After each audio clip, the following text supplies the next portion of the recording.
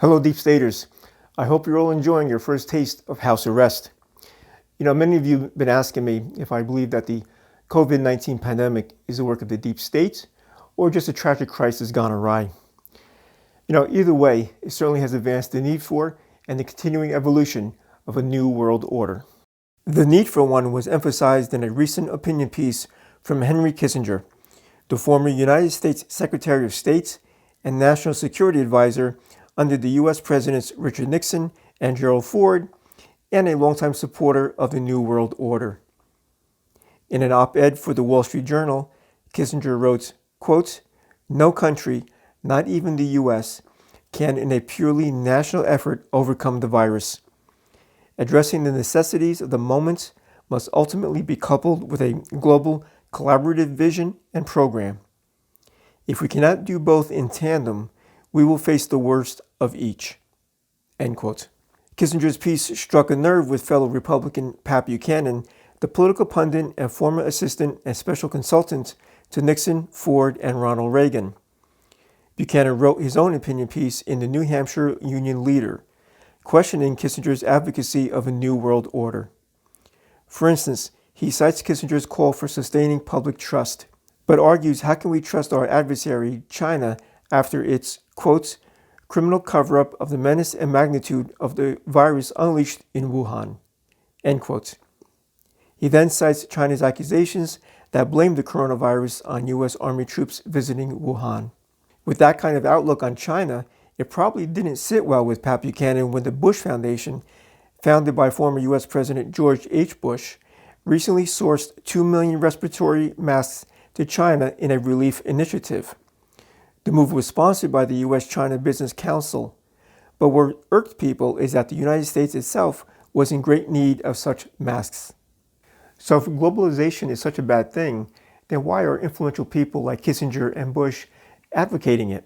Bush himself has publicly supported a New World Order on numerous occasions, including his televised speech to Congress after Operation Desert Storm ended, ironically on September 11, 1991, exactly 10 years to the day of the World Trade Center attacks, which, in my opinion, is when the march to a New World Order really kicked into high gear.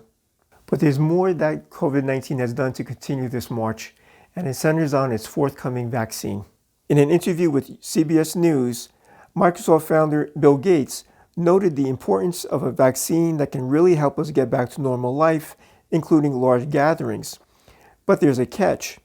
He goes on to say that, quotes, "until you're widely vaccinated, those may not come back at all," end quote. But he's not the only one saying this. Canadians also won't be able to return to life as they knew it before the pandemic until a vaccine is available, according to Prime Minister Justin Trudeau. Global News reported that Trudeau said, quote, "normality, as it was before, will not come back full on until we get a vaccine for this," end quote. Here's what concerns me about such rhetoric. So they'll keep us under house arrest until a vaccine is found, which could be about a year. But once that's here, what else can they do to those who opt not to get the vaccine, like many do for the common flu? For instance, will they be able to stop you from renewing your driver's license or from accessing your bank account? Can they stop you from buying a gun? Or could your employer prevent you from going to work? Doesn't it sound like those haunting words from Revelation chapter 13, verse 17 that say, quote, "and the second beast required all people, small and great, rich and poor, free and slave, to receive a mark on their right hand or on their forehead, so that no one could buy or sell unless he had the mark," end quote. Is this all part of the global collaborative vision and program that Kissinger mentioned? Or, as Alex Turner in the Deep State web series says, of vaccinations? So disease is a natural means of population control. No, Claire. Death is nature's means of population control. That's why it happens to all of us. No, it is the secondary effects of vaccinations that we need to keep our campaign progressing. Whatever you call it, it's still quite scary. Hey, thanks for watching. If you like this vlog, please hit the like button and remember to subscribe to our YouTube channel, the Deep State web series, to watch our first 4 episodes and more insightful vlogs. They call us the deep state. But we're the good guys.